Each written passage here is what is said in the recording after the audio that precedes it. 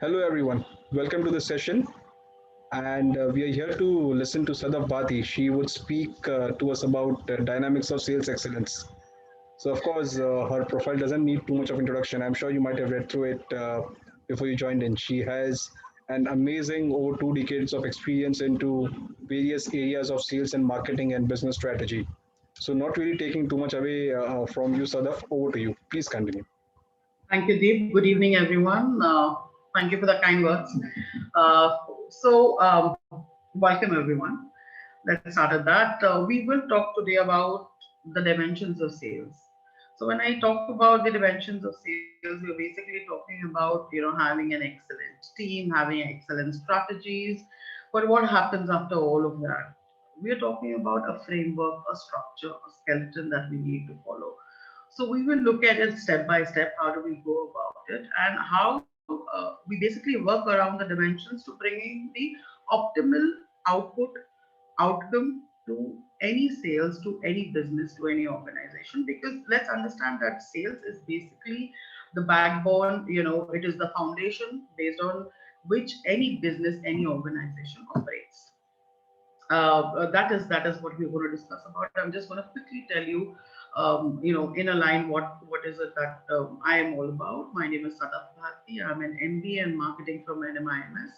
I have over 22 plus years of experience in sales and marketing, and based on that experience, I'm going to speak a little bit of whatever my experience brings about in today's session.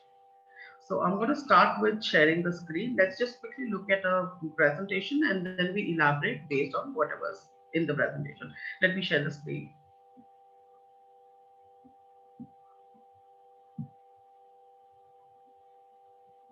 So like I said, we're going to discuss dimensions of sales excellence.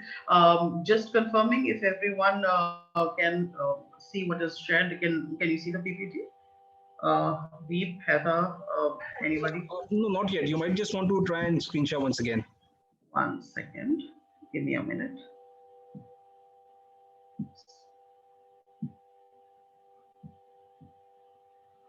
Right. Is it visible now? Yes, the screen is here. Thank you. All right. Excellent. Uh, we're discussing, like I said, dimensions of sales excellence. Let's go ahead.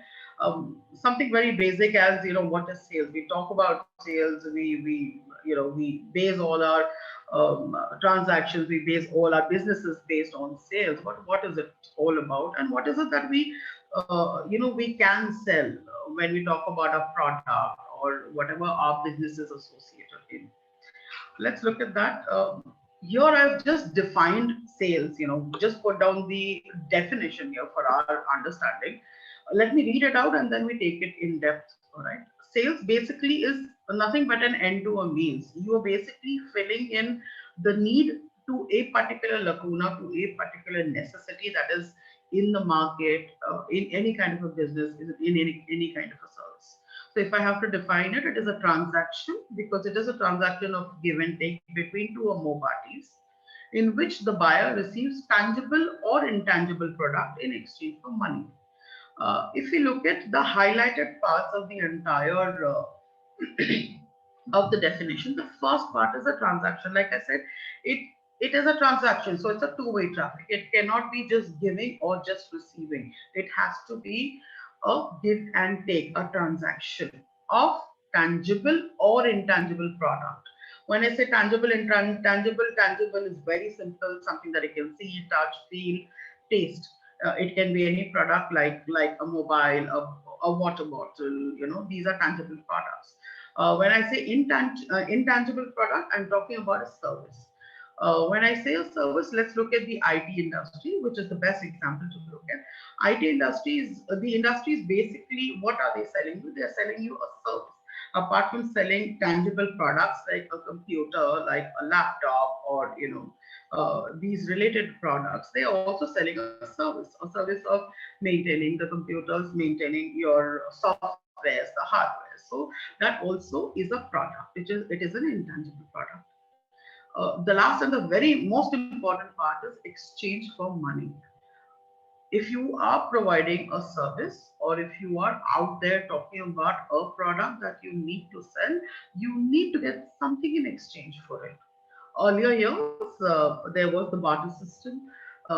Yes, it was a kind of sale, but there was no monetary unit at that time. So, people exchanged cereals against vegetables, but that was also a transaction, that was also a sales. Today, since we have money, everything is accounted for in terms of monetary value.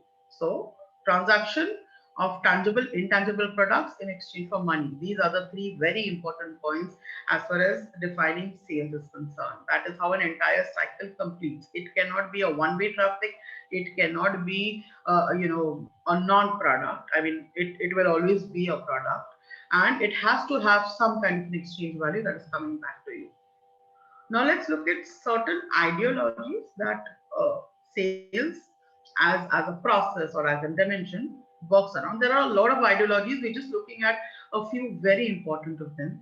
Firstly, like I mentioned earlier, also it has to cater to a need. When I say it has to cater to a need, you cannot just randomly bring about a product or a service which does not have any kind of a demand or a need in the market. If there is no need in the market, there's no demand in the market, who are you going to talk about it, propagate it to, or more importantly, sell it to? Or where will you get an exchange value or monetary value for it? So there has to be a need for it. And today's sales, trust me, is completely need based. Like earlier, when the markets were not very challenging, there were products which were designed based purely on some kind of a random demand, and then bought out into the market and then pushed into the market. The push side of the sales cycle. But today, these products are not just modified, but there are new products which are developed, manufactured, designed based on certain particular needs and necessities that are today available. The second one is a positive conversion. When I say it has to be a positive conversion, like we discussed, it has to have some kind of an exchange value. The exchange value, only if it is positive, it is beneficial. Only then you can call it, like it completes an entire sales cycle. If it does not have a positive impact to the value, then it is definitely not beneficial to the business or to any organization. So positive conversion is very necessary. Beneficial to all stakeholders involved. When I say all stakeholders, let's just take an example of an everyday product, or let's say vegetables, or grains or cereals that we consume on a daily basis. Now these are not grown by us as consumers. These are grown by the agricultural, the farmers, the agricultural people involved. They grow it in their farm. They are the first most important stakeholders in this. They sell it to maybe a wholesaler or a middleman. The middleman comes to a retailer. The retailer brings it out to an end user like me and you. So all these, like in this case, we're talking about four stakeholders: the manufacturer or the producer, the middleman, the retailer, or middleman or a wholesaler, the retailer, and then the end consumers. So all these four stakeholders, or how many ever involved in any kind of a business, have to be benefited. If, let's say, any stakeholder, let's say in the same example, if the farmer is not benefited, is not making a positive outcome, is not profiting from this value, the product exchange, they are selling, let's say, vegetables to a wholesaler. If they are not making money out of it, or it is not a positive closure, they definitely not benefited. Hence, it is not a good business cycle that has happened, and they will not continue it further because it does not give them a positive closure. So it has to be beneficial to everyone. Me, even as a consumer, whatever that I pay for, it has to show value to whatever monetary, to whatever money that I have paid for it. If it does not show value to the same monetary expense, it does not hold value for me then at all. The ability to grow, growth ability. Um, we all know that the markets have drastically changed, not just changed but drastically changed. There has been urbanization, there has been industrialization, there have been, every new day there's a new technology coming in. So if we do not adapt or cater to these technologies or these new demands, your product becomes redundant. We will talk about this growth ability in a little depth, going ahead. But yes, these are the basic ideologies that basically sales as a business cycle runs on. There are many more, but these are the four most important ones. Just taking this ahead, what we will do is we've defined sales. We've defined what is it that can be sold, a product as well as a service. We've looked at the ideologies. We will now look at certain dimensions, basically the basic framework or the basic steps that we take in terms of making it a good sales dimension or a good sales cycle.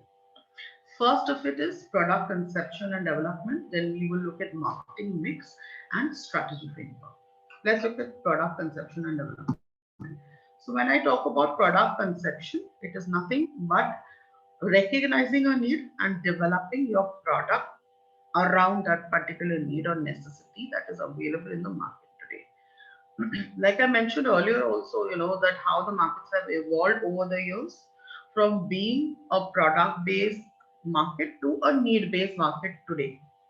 I'll give you certain examples to make it simpler and easier for you to understand this. So we've gone from sellers, as in, I as a manufacturer or a producer of a certain product used to make a product earlier and just push it out into the market and say, all right, this is the product available, take it or leave it. I mean, definitely leave it is a loss to me, but this is what is available. Now it has become a buyer's market. When I say a buyer's market, I have changed the product. Either I have completely changed the product or I've adapted to the new needs and necessities. Let's take an example. I always give this example is because it is also very relevant. Is I give this example of Bajaj scooters. We all remember this whole Hamara Bajaj ad that used to play. I'm hoping if we are all from the same generation. But at that time it was a plain Jane scooter. दो लोग बैठ पाते थे, it is a two-seater thing. It is a gear scooter, and you kick it to start it, open up. There's an ignition, there's a key to it. Now you look at the same scooter segment. Where has it gone from conception to adaptability to development? Now the same scooter comes with a button ignition. You don't have to kick it every time. There is a Kickstarter available, but that is only in case of emergencies. You not only have two seats which are available, you probably have a hook in the front to between the handle and the front seat. There's a hook available to put up your product, whatever you may have certain bags, you can hang them there. There's a cup holder now behind, because you're talking about a family concept. You're not just talking about two people sitting or one rider taking the scooter ahead. So this is how the it has developed. It was conceived as something earlier, and today it has developed from that conception to the adaptability to a completely different stage.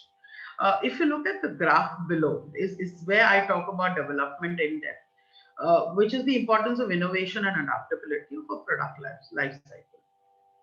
We spoke about the ability to grow for a product. Let me explain that here. If you look at the graph, in the start you see development, which is basically conception, designing it according to whatever the need in the market is. Then you talk about introduction. You introduce your product or according to whatever you've made, you bring it out into the market. Since you've designed it based on a need, there will be a demand. You will see a certain growth. You will see a certain demand to it. Sales will go up, but there's only a certain point that it can go up to. Beyond that, after growth, you will see two very important factors. One, it says, is maturity, where it has reached its peak level. At this point, either the graph plateaus out, or if you do not adapt, innovate, it goes into a negative graphing, which is it goes into declining. So at this point where you see growth, at that particular point, you as a product designer or a manufacturer or somebody who's in the business, you have to be ready with a plan B, plan A, plan B, plan C, plan D, plan C, all the plans to make sure that your product is about to reach its peak. How do I, adapt it, innovate it according to a new demand, a new need? What do I do so that it does not go into a flat plateau? Even if it goes to a flat plateau, you can still take it up from there, but it does not go into a decline. The moment you go into a decline, your product is redundant. It does not have a need. It does not have a demand in the market anymore. What happens is you will have your competitors with better features, with better, technology coming up and taking over your market share. Let's take an example to this regard. Let's say Nokia phones, for example. There was a point in time where Nokia was a market leader as far as handsets were concerned. You know, when we had those bulky big handsets, it adapted to the small antenna-less handsets. They did all that adaptability, but as soon as the smartphones came in, Nokia, unfortunately, was a laggard. Was one of the last, manufacturers or as a company, was one of the last companies to adapt to these smartphone technology. What happened? The Samsungs came in. You had the iPhones coming in, taking over the market, and Nokia did not adapt. Microsoft had taken over Nokia, but they could not deliver what was needed at that time. They could not adapt to the new technology, to the new innovation, to all the features that were coming up into the market day in, day out. Today you have features every earlier it used to be like a 6 month thing wherein you had new features to be introduced in a phone. Today it is, I think, every 15 days you have the new the operating systems coming in. You have new features available, new apps available. What happened was, because of the lack of adaptability, Nokia today is not in the market. Do we even talk about Nokia as a smartphone? Even tomorrow, if I want to go and purchase a smartphone, is that even one of my choices? What are my topmost choices? I will look at an iPhone if I can afford it. I will look at a Samsung, an Oppo, a Vivo, all these mobiles of the world. But Nokia does not even come to my mind because they've, essentially not adapted. So for me, they are not relevant. They are not available today with the new technology. So please understand, it is very important to adapt and innovate. All right. So that is where the conception and development of any product comes in. Let's take this ahead. Marketing mix. Now, since you've developed a product and you know where do you want to go with it, what is the future vision to it, how you think you are going to adapt to the market challenges, how are you going to adapt to the technology, how are you going to keep changing the product and bringing out new versions to it. Now the thing is, how do you go about it? So there are these 8 very important P's that we work in a marketing mix. Let's look at that. The first is the philosophy. When I talk about philosophy, I'm going back to the same point where I say you have to cater to a need. So here the most important question is, what need are you catering to? Is your philosophy behind developing, designing a product or bringing out into the market? What need are you catering it to? Is the need relevant? Is there also a need like that? If it is relevant, who will you cater it to? Of those questions come in later, but first is, what need are you catering it to? Now, when I say need, it can be since it is a business, it is an organization, it is a transaction that you're going to run. It definitely will talk about a monetarily beneficial need, which will bring out a positive closure to you. Having said that, this need can also be social. Like you take up a social cause, you have NGOs working. What do these NGOs do? They are behind a particular social cause. They are also doing, in a way, as a service, sales. It's just that their exchange value, what do they get out of it, is different. But again, that is their philosophy. And something that there are certain organizations that look at both. They look at a product for profitability. They also look at a social cause behind their business thought processes. And a classic example to this would be, let's say, an organization like TCS. So if you look at their advertisements, they don't talk about their consulting service in the IT sector as a product or as a service or as marketing or as propagating. They talk about a social cause, like water to the rural segment, education to the girl child. These are the causes they talk about. So they spend millions and millions talking about a social cause. They do these advertisements on radios. They do this on the TV medium everywhere. And trust me, these advertisements are expensive, but then that is their philosophy. That is what they follow. So that is as far as philosophy is concerned. Product is again based around what segment are you catering to, what need are you catering to. Whatever the need, you develop the product accordingly, and you have a future plan in terms of the adaptability to any kind of innovation. It should have that flexibility to adapt to this innovation, to new technologies. Your product has to be flexible to that regard. That is us as a product is concerned. Price, very importantly, now when you look at all these, 8 Ps, there's there's also a very important segment that defines these 8 Ps is basically, segmenting your target audience, because your philosophy, once you've decided your philosophy, you should know where are you going to target it to, who are you going to reach it out to, your product, because based on that your product will be defined, your price will be defined. Now if it is a mass product, you cannot have it in, one of the higher ticket sizes, which is very expensive, because when you cater to a, to a market which is mass, you cannot look at a very high, very high number. It will not resonate with a lot of your audience who are in the mass segment. So you have to be very, it is very crucial basically to decide based on your target audience. Place, when I say place, it is as simple as the location that we are talking about. um, um, let's just take a product to define all these P's. Let's say today I want to launch a new Himalayan water, a bottled water. The philosophy, let's say, behind it is that, I want to give you the water directly from the Himalayan springs, pure water, and bring it out to the common people, to the public out here, which is not available for everyone. All right, so I'm giving you something which is very exclusive. Something that I want to put down at this point, it may not be a mass product. It may not be a mass product, because not everybody is interested in in drinking the Himalayan water or the spring waters, or anything that is so pure. For me, if it is a basic need of water, I might just reach out to whatever is available to me, as simple as a tap water has.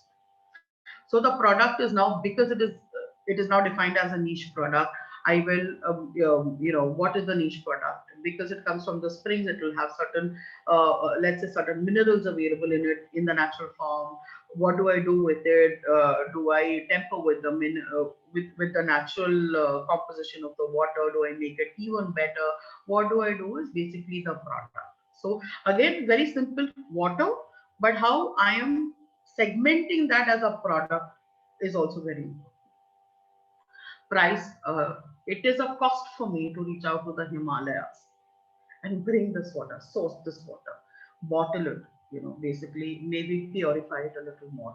When I bottle it also, my bottling will be different, it has to stand out. So I might spend a little more on the bottling, on the shape, the size, the color, and all of that. So my price will be accordingly. That is my cost, my sourcing, my cost of packaging, my cost of marketing, all of that plus, and then my profits will decide my price. Place. Now, can I talk about this Himalayan water at, let's say, a rural in a rural market? Probably not. Probably not. I am still not ruling that out, but probably not. It is not a mass product. If I am in the rural segment, I am not going to reach out go to, if I want water, I'm not going to go to a particular shop and ask for the Himalayan springs water bottle, please. No, I will reach out to whatever, like I said, water is available to me. I will not, probably not even look at the brand of bottle that I am buying, because for me it is just the need. So who will I cater this to? I will cater to this to a very niche segment that is interested in these kind of, healthy options, these kind of niche options which are not available everywhere for everyone. So according to that segment, according to that target audience, is that target audience available in the rural segment? No, they are available in the rural and probably the I'm sorry, the urban and probably the suburban areas. So if I have to talk like for a market like Mumbai overall, I'll probably look at the Bandra segment, the Hill Road segment, or maybe the overall Bandra. I'll start with Andheri, certain segment in Andheri. I will then look at the town segment, because that is where this kind of a product is in demand. It is also a fashion in a way. So I am for sure. confident that this kind of a niche product will do well in these kind of markets. So that is how I define the place. Um, let's look at the performance. When I talk about the performance, it is about uh, the product that I have manufactured, I've made, I've resourced, and brought it out into the market. Now, how do you think you will have to take a future vision or a future number in terms of how the performance would be? For that, there is an analysis, there's a whole study that goes into it in terms of, do you really think there's a demand? Do you really think people will talk about it? If I'm bringing out a Himalayan spring water, I think there is a segment that is so health conscious today who only wants to eat the Himalayan pink salt and the exotic vegetables of the world, that they will definitely consider this as a product, as something that they would want to try. So yes, I know there's a market. Now, will this market at this product at an X price do well? What are my other competitors doing, and what is their market? Where have they reached? How well have they captured these markets? Now, firstly, do I have a product which resonates with my product? At the same level, does it balance it out? Is that product a competition or not? So these factors will basically define the performance of the product once you bring it out, and there's an actual consumption of it. But of course, there's an analysis. Based on this analysis, you will finally decide whether you want to bring it out or not. Next is promotion. When I talk about promotion, it is as simple as propagating it. Who do you propagate it to? How do you propagate it to? Now, for a product like the Himalayan Springs water, I am not going to, let's say one of the propagating means is also sending out flyers. You receive these small flyers in the newspapers at times. Do you really think somebody sitting in, the south segment of Bombay, let's say, a Nariman Point or something, is going to be impressed with a flyer where I'm talking about the Himalayan Springs water? Do you really think? It may not. Let me tell you that. Having said that, you have to do an analysis. What is the best means of talking about the product?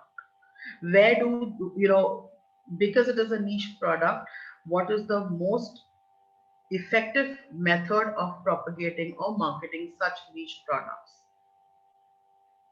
Let's say, for example, I would put up this product. I'm just giving an example again. I would put up this product in the luxury car showrooms. Luxury car showrooms, because the a person who's coming out there to buy that kind of a car and is served the Himalayan Springs water, they will definitely be impressed, because again, you're talking to a niche with a niche. You are in the same market, you're right, because it is not a mass market, and this is the target audience you want to capture. So yes, again, different means of promotions. Not all may work, but some may work very well, some may not work at all. That is for you to decide based on what industry you are, what kind of product are you coming out with. People, again, like I've been saying, the target audience, very importantly, because these are your consumers. No matter what kind of a product or a service that you want to come out with, they are the ones who will decide the future, the life, or the tanking of your product in a way. So you have to be very, very sure about the target audience that you want to bring it out with. Like I said, even under the niche market, you may not have the entire niche market to yourself. You may still only have a certain segment of it. And if you bring it out into the mass market, it may not work at all. Let me give you a reverse example here. So when Tata introduced Nano, they called it the people's car. 1.5 lakh, the car is available easily. You have a small family sitting into it. But there was also not really a need, but there was a small demand in the urban or the higher society also, where they were looking at a small car like a Tata Nano, where they already had the BMWs and the Mercedes and the Rolls Royce of the world. But since the propagation, the marketing of the entire car was the people's car, it is for a smaller family, it is for the rural segment. The entire demand for it in the upper social strata of the society tanked. It fell. So, like I said, it may be a niche product or it may be a mass product, but you have to be very sure how do you propagate it and where do you propagate it.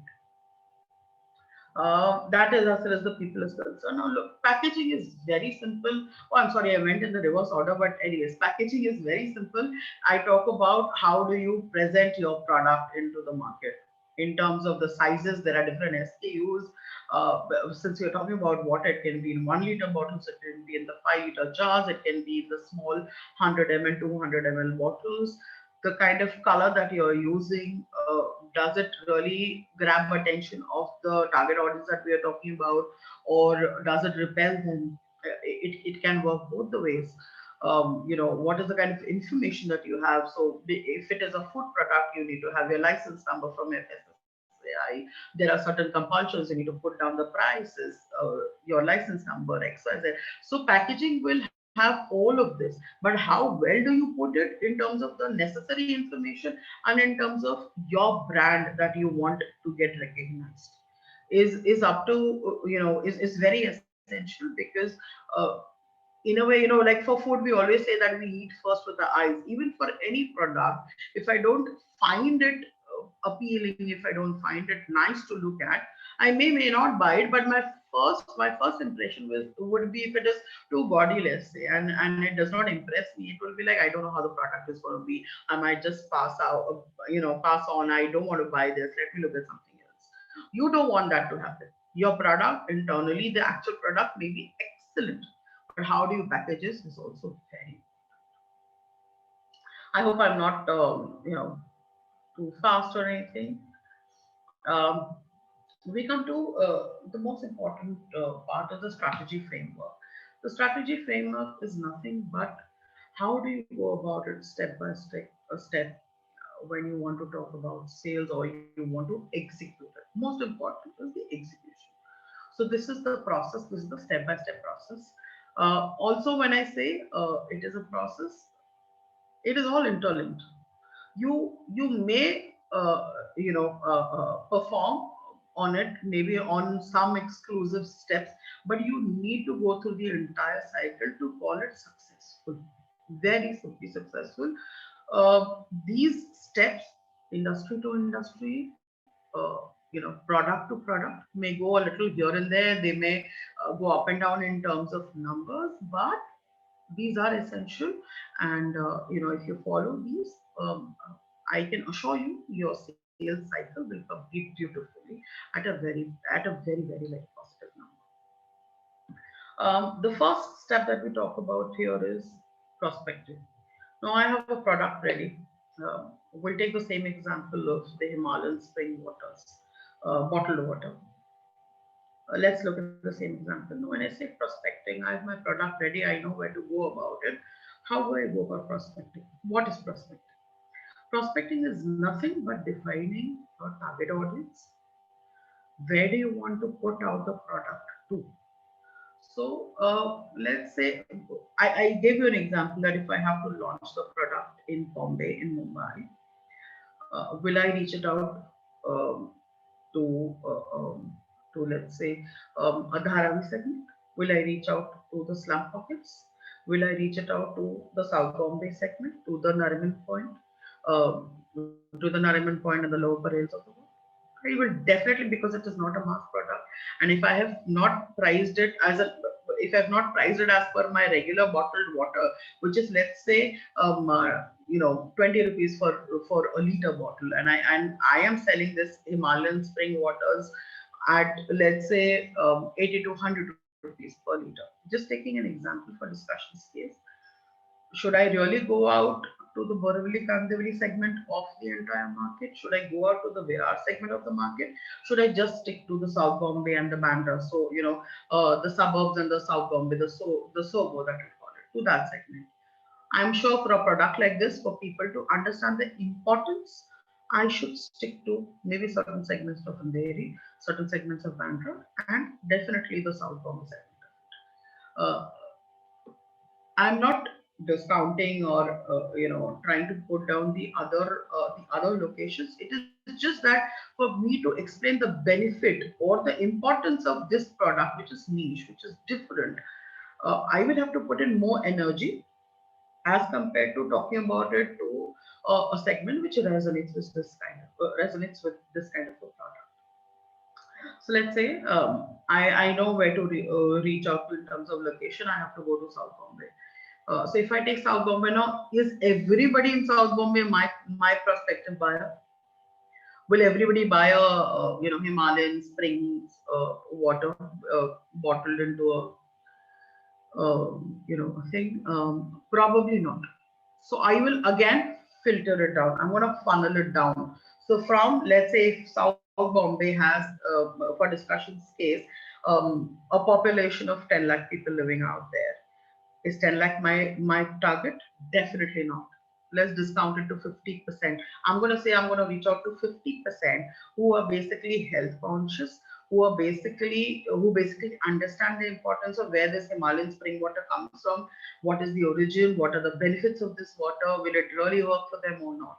So I've gone from an X number to X minus 50 because I know this is my possibly my prospective buyer, all right, for the product that we are talking about.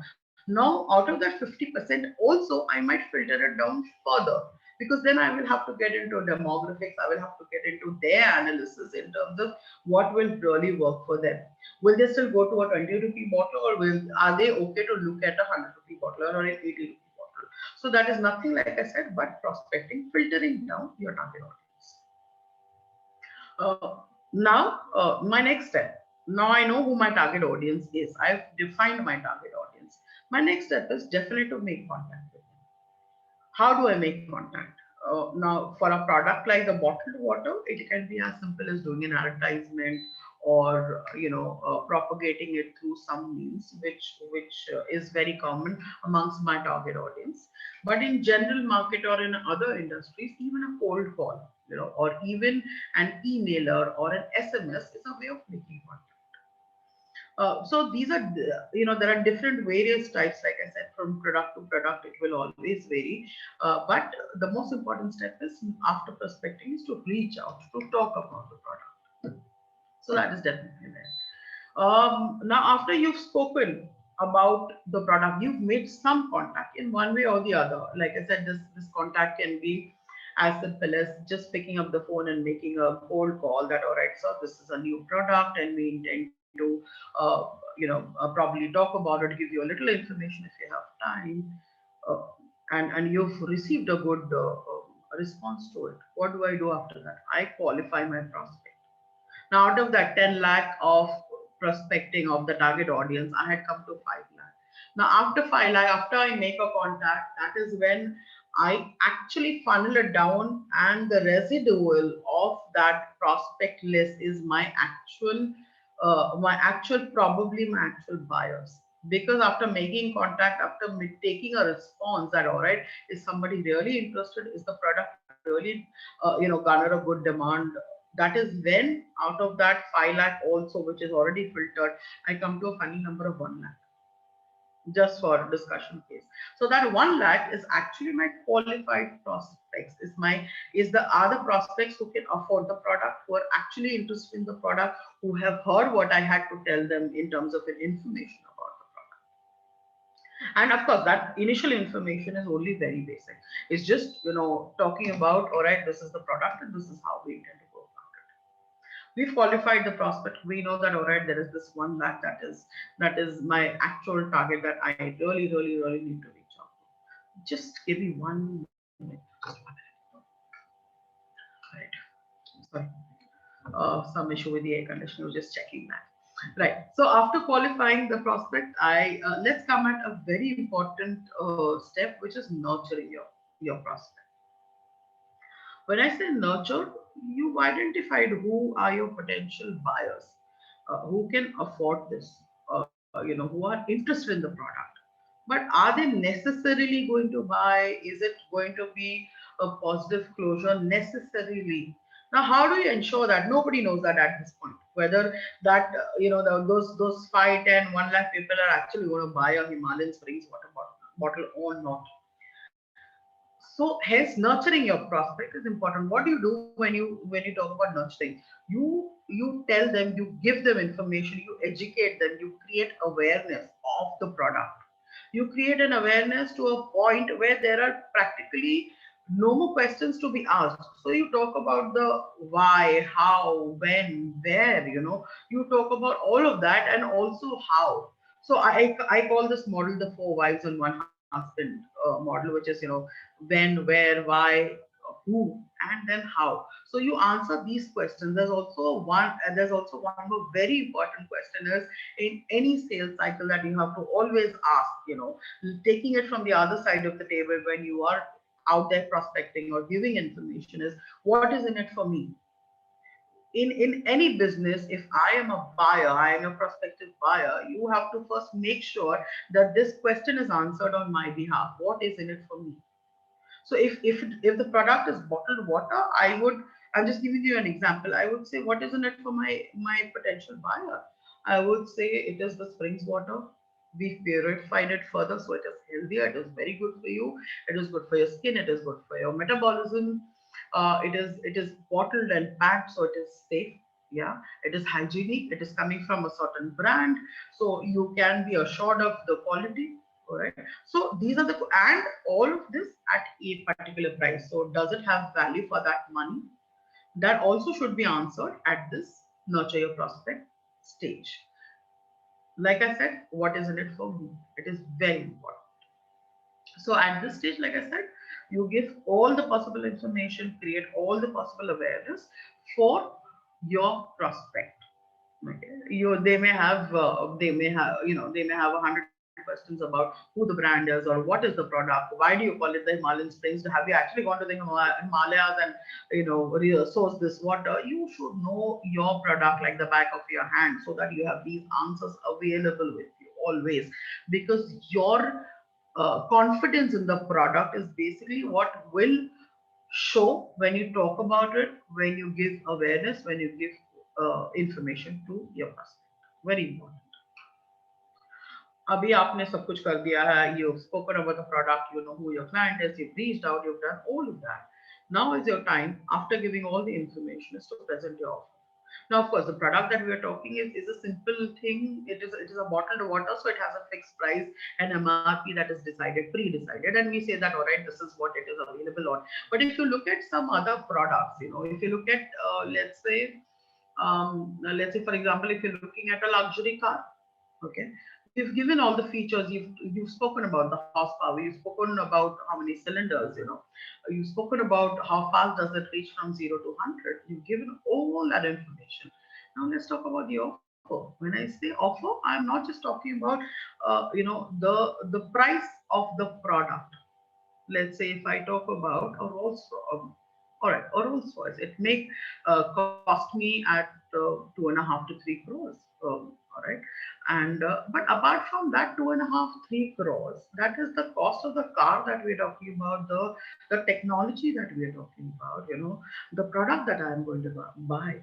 But do I also have anything else on offer for my client? Now, a Rolls Royce is definitely an ultra luxury product that my client is here to buy. So is my client only going to be sold based on that particular car? Yes, 80% yes. But can I also give some kind of a value add to it by talking about some free services, or maybe pick up and drop for servicing, or maybe some kind of a club membership, an exclusive membership that comes with every time that you want to buy a Rolls Royce. Of course, these are not generally or necessarily the same example. These are just something that we're discussing. So when I say present your offer, not just talk about the price of the product, but also any kind of a value add that you want to do with the product. It can be any kind of service or any kind of discount or any kind of freebies. It can be anything that comes with the product as a value add, apart from the actual price of the product. That is where you present the offer. Of course, after you present the offer, like I said, if it is an MRP product, there is no discussion as far as the price points are concerned. 99%, we being Indians, we negotiate for everything. But yes, if it is an MRP product, 100 की bottle hai, and it is an Himalayan spring water, there is no point of discussing. Okay, all right, instead of 100, you give it to me at 90. No, but there are certain products where we definitely negotiate, where we definitely say that, all right, you give me the best price available for this. I may have objections regarding the product. I may have objections regarding the performance of the product or the service of the product, and most importantly, on the price point of the product. So, how do you overcome these objections? I'm sorry. How do you overcome these objections? You have to be prepared. It cannot nothing comes out randomly when you're talking about sales. Your entire pitch, your entire cycle, what are the possible objections, what are the possible concerns that may arise, have to be ready with you. It is a very rare case where you come across something which you're not prepared for if you're talking about sales. But 99.99% of the times you have to be ready with answers to any kind of an objection, any kind of a concern that you have as far as the product is concerned. Not just this, but also out of my personal experience, I will tell you, let's say there's some kind of a hindrance that is there.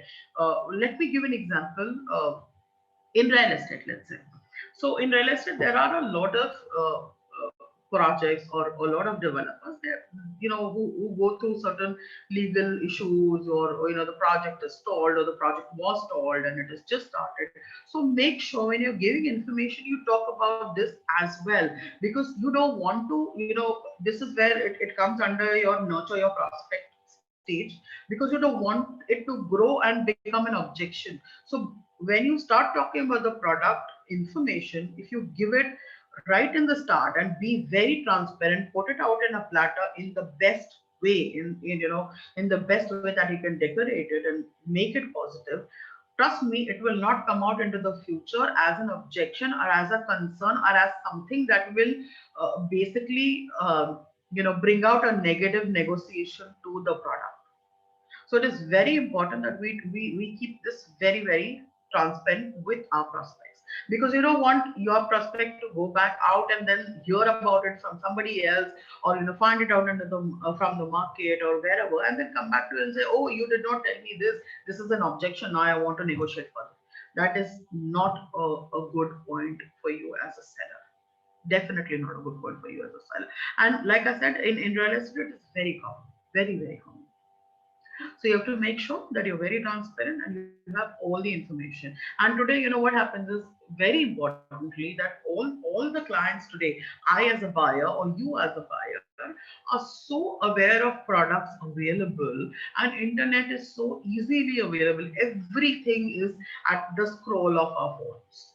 So it is very easy for me to find out anything. I can look for bad reviews. I can look for any kind of a litigation that is available. I can look for anything and everything on the internet today for any product. So let us not give our buyers, our prospective buyers, our most important stakeholders in the business that chance. All right. Uh, the end of the cycle is close the sale. Now, close the sale is where you come up from all the objections. You may still have certain negotiation parts, pending at this point, because close the sale is where you're talking about an exchange of money.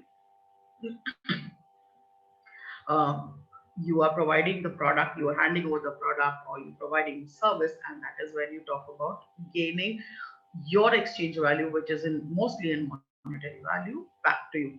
So this is where your monetary negotiations come into play.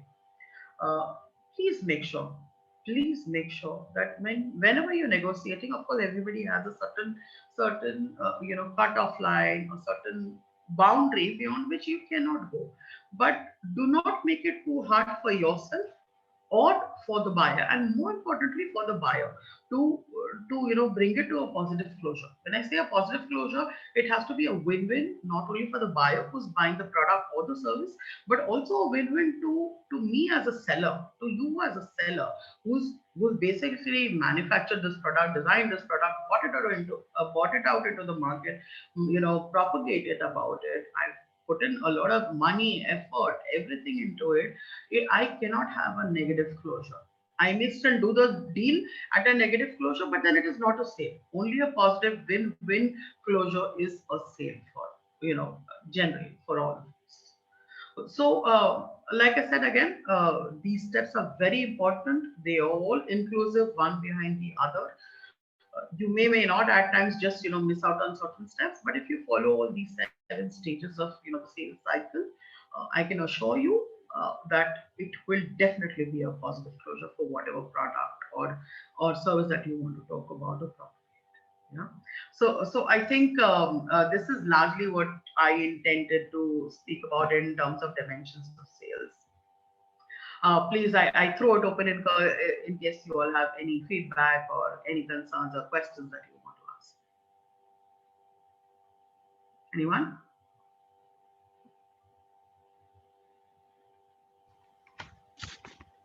Well, I think, Sadaf, as usual, it's been an amazing session.